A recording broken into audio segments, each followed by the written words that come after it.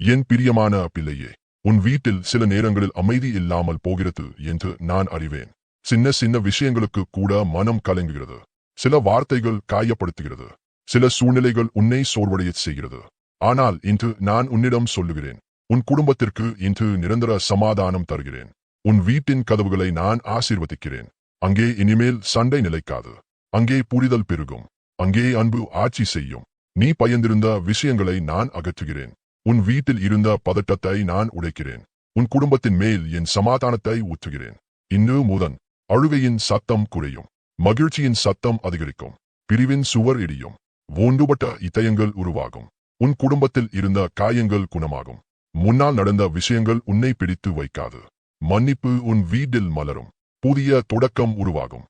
பிள்ளையே, நான் உன் வீட்டின் நடுவில் இருக்கிறேன். என் சமாதானம் மனிதர் தரும் சமாதானம் அல்ல. அது நிலையானது. அது உறுதியானது. அது உன் குடும்பத்தை காக்கும். நான் உன் அப்பாவையும் அம்மாவையும் உன் சகோதரர்களையும் உன் பிள்ளைகளையும் ஆசீர்வதிக்கிறேன். ஒவ்வொருவரின் இதயத்திலும் அமைதியை நிரப்புகிறேன். இனி பயப்படாதே.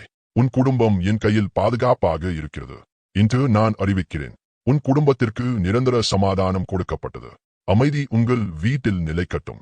அன்பு உங்கள் இதயங்களில் வளரட்டும். ஆசீர்வாதம் உங்கள் வாழ்க்கையில் பெருகட்டும். ஆமென். Folded hand sparkles.